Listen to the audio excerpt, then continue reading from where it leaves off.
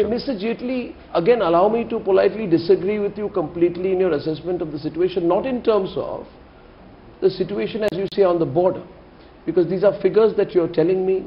These are incidents to which the media does not have immediate access. These are incidents to which your government, through its intelligence agencies, forces, military, you're the Defence Minister of India, everybody will report to you and tell you, Mr. Jaitley, these are the figures.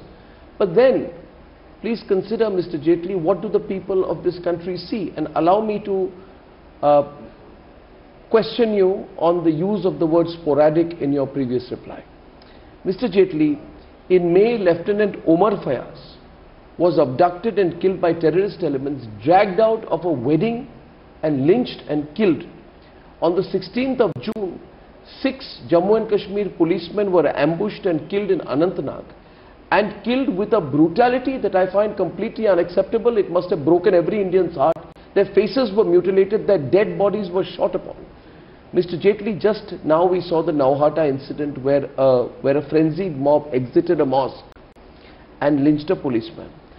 The question is, Mr. Jaitley, what the nation would want to know is this: how can you, as one of the tallest leaders of the government, call these incidents as isolated or sporadic? See, because I see an increasing trend in these incidents in the valley. I think your assessment is a little overstated.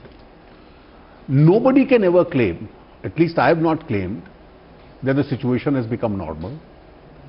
Jammu and Kashmir is a state which is impacted by both separatism and terrorism. It is.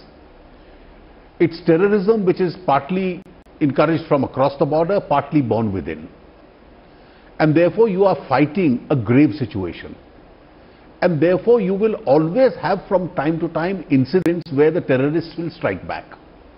They'll strike back when they see an unarmed policeman, they'll strike back when they see a patrol party which is caught off guard.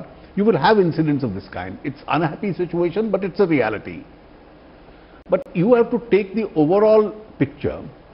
And the overall picture today is that even when they've done these 3 or 4 attacks in the recent days you mentioned, the kind of injury and loss which is being inflicted by our police and security forces, that's the Army and the CRPF, on the terrorists, most of them are today on the run.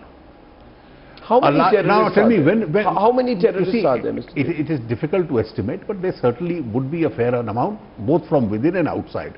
Now, when has it happened that over a period of a couple of months, every time they appoint their supreme commander, our forces have been getting at them? Now, you've had 3 in a row, and these are people who actually ruled that state through terrorism. Therefore, please, the reality is that these incidents are very serious, very condemnable, very unfortunate. They are taking place because Kashmir has been impacted by terrorism instigated from across the border and within. But are the security forces getting at them and also telling them that they'll have a heavy price to pay? The answer certainly is that they are. I think, Mr. Jaitley, you